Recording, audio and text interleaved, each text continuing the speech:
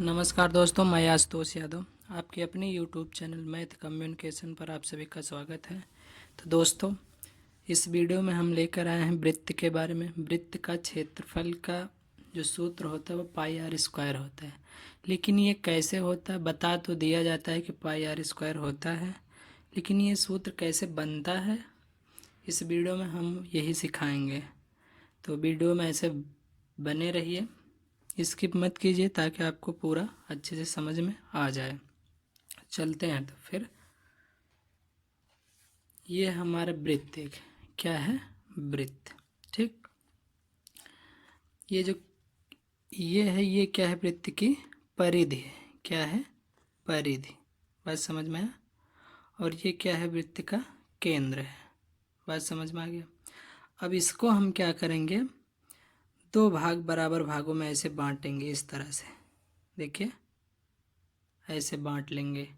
जब बांट लेंगे तो हम इसको क्या करेंगे, देखिए इस तरह से ऐसे, ये दो बराबर भागों में बढ़ गया। अब इसको हम क्या करेंगे, चार बराबर भागों में बांटेंगे। जैसे ही इसका सेंटर हो गया, फिर इस तरह से, यानी एक ये हो जाएगा, एक ये एक ये एक ये, चार बराबर भागों में बांट लिए। देखिए हमको इसको बांट क्यों रहे हैं, हम इसलिए बांट रहे हैं ताकि ये जो हमारा ये चाप है, ये कर्व है, ये हमको सीधा दिखने लगे, लगभग इस तरह से। क्या दिखने लगे, सीधा।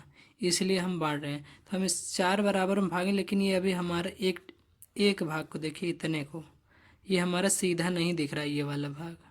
तो इसको हम और बांटेंगे। ये चार में है तो इसको हम आठ में बांट देंगे, यानी इस तरह से ऐसे। बात समझ में आया। तब इसको इस तरह से बांटेंगे। देखिए हम चार में बांट दिए इसको। अब इसको हम क्या करेंगे, आठ में बांटेंगे, यानी इसको इस तरह से ऐसे ऐसे इस तरह से। अब ये आठ में, अब देखिए इतने इस वाले भाग को, इसमें देखिए ये वाला जो भाग है ये सीधा तो बिल्कुल नहीं है, लेकिन कुछ हद तक सीधा हो गया है। देखिए सीधा हमारा इस तरह से होगा, यही इतना गोला दिख रहा है ना। तो हम क्या करेंगे, इसको और बांट देंगे। अगर ये आठ में हो गया, किस में, आठ, एक दो तीन चार पाँच छः सात आठ, आठ में हो गया तो इसको और बांट दीजिए, तो ये 16 में बांट दीजिए, सब बराबर हो इस तरह से ऐसे। बात समझ में। जब इसको हम 16 में बांट देंगे तो ये हमारा इस तरह से दिखेगा। देखिए ये, अब इसको हम 16 बराबर भाग में बांट दिए हैं। किस बराबर भाग में, 16 में। बात समझ में। 16 में हम किस लिए काटें, ताकि ये जो हमारा एक त्रिभुज बन रहा है इस तरह का, ये देखिए एक भाग इसका, ये लगभग ऐसे सीधा दिखे, ये वाला पोर्शन लगभग लगभग, तो इसमें हमको दिखने लगा है। तो अब हम इसको नहीं बांटेंगे। ठीक है। तो अब क्या करेंगे, इसको हम कैंची से काट लेंगे। क्या करेंगे, कैंची से काट लेंगे सभी को। 16 भाग हैं तो इसमें सभी को ऐसे इस तरह से ऐसे ऐसे काट लेंगे। बात समझ में आया। ऐसे सब काट लेंगे। देखिए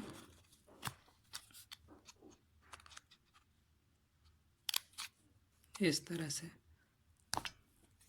जब काट लेंगे तो देखिए ये हमारा लगभग लगभग क्या है, त्रिभुज बन गया है। यानी जितने भी काटेंगे त्रिभुज के आकार के होंगे इस तरह से। और ये वाला भाग देखिए, ये वाला लगभग लगभग सीधा दिखने लगा है। देखिए ये वाला सीधा दिखने लगा है। तो इस प्रकार हम इसको 16 बराबर भागों में बांट लेंगे। जब बांट लेंगे तो हमको इस तरह की आकृति मिलेगी पूरी।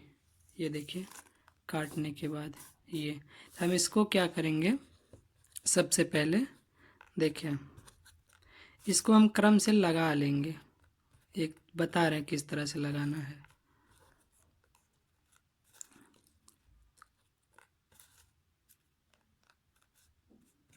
देखिए एक हम इधर से ले लिए हैं। ठीक, ये देखिए एक ये हो गया हमारा। दूसरा हम क्या करेंगे, इसको इस तरफ से लगाएंगे इस तरह से। देखिए अब जो तीसरा, इसको हम इस तरफ से लगाएंगे, ऐसे सटा के लगा देंगे। बात समझ में आया।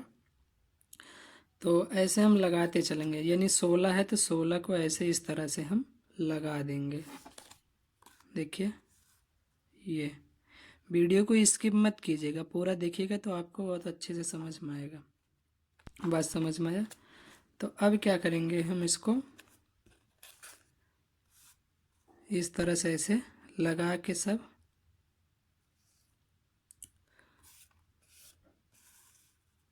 देखिए इस तरह से ये लगभग लगभग किस आकृति का बन जा रहा है, आयत की आकृति का। किस आकृति का? आयत के।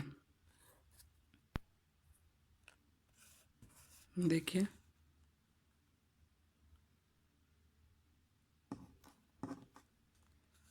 ये देखिए,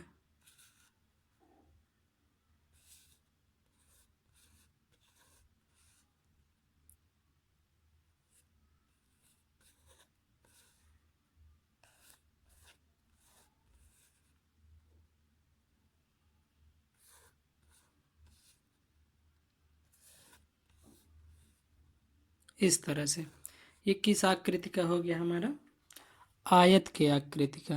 बात समझ में? अब इसको हम ऐसे लगा देंगे। बात समझ में? लगाने के बाद ये इस तरह से हो जाएगा।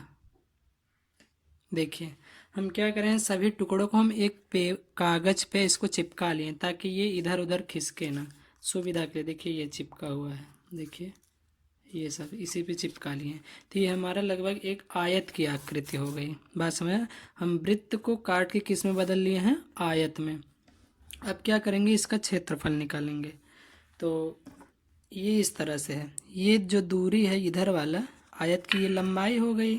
क्या हो गई? ये लंबाई हो गई। ये क्या हो गई? चौड़ाई हो गई। बात समझ में आया? तो ये लंबाई इसकी क्या होगी, लंबाई हो जाएगी ये पाई आर के। क्या होगी? पाई आर के। कैसे होगी देखिए हम बता रहे हैं।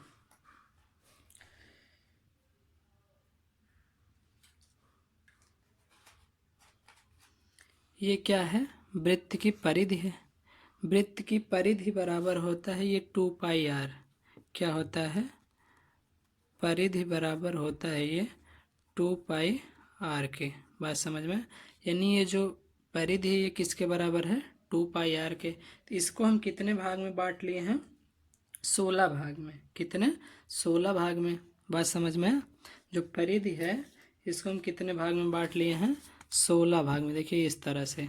अब इसको हम काट दिए हैं सबको, तो हम क्या किए हैं, 16 को देखिए 8 तो इधर से लगाए हैं, 8 इधर से, यानी पूरा कितना था, इधर का और इधर का मिला के कितना था, 2 पाई आर के बराबर था।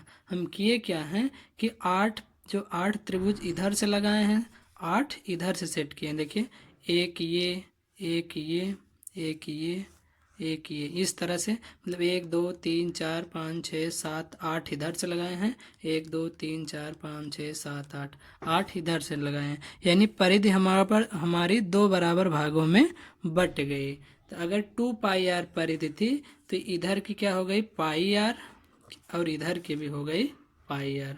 बात समझ में?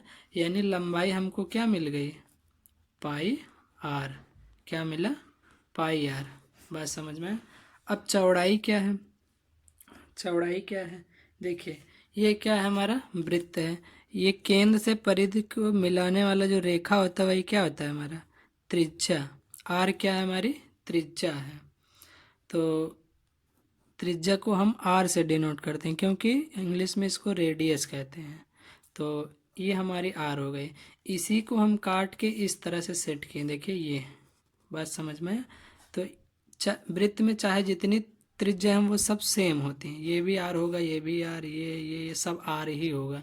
तो इसलिए हमारा ये क्या हो जाएगा, आर ही होगा। क्या होगा, आर ही। देखिए यही तो काटे हैं, ऐसे तो ये हमारा आर ही तो होगा चाहे जो भी हो। यानी ये चौड़ाई क्या हो गई, आर हो गई। बात समझ में? यानी ये चौड़ाई आर और ये क्या हो गया, पाई आर के। क्या हो गया, पाई आर। अब ये आयत की लंबाई मिल गई हमको, चौड़ाई मिल गई। तो हम क्या करेंगे, इससे क्षेत्रफल निकालेंगे। तो आयत का क्षेत्रफल बराबर होता है आयत का क्षेत्रफल बराबर होता है ये लंबाई गुणे चौड़ाई। बात समझ में? लंबाई हम क्या निकाले हैं, पाई आर, ऐसे। बात समझ में? और चौड़ाई क्या निकाले हैं, आर। तो ये हो जाएगा पाई आर स्क्वायर, इस तरह से। यही क्या है, वृत्त के क्षेत्रफल का फार्मूला है, ऐसे बनता है ये। तो दोस्तों आशा करते हैं कि आप लोगों को अच्छे से समझ में आया होगा, और वीडियो अच्छा लगा तो इसको शेयर करिए। वृत्त के क्षेत्रफल का फार्मूला निकालने के लिए एक और तरीका है, उसको हम अगले वीडियो में बताएंगे। ठीक है।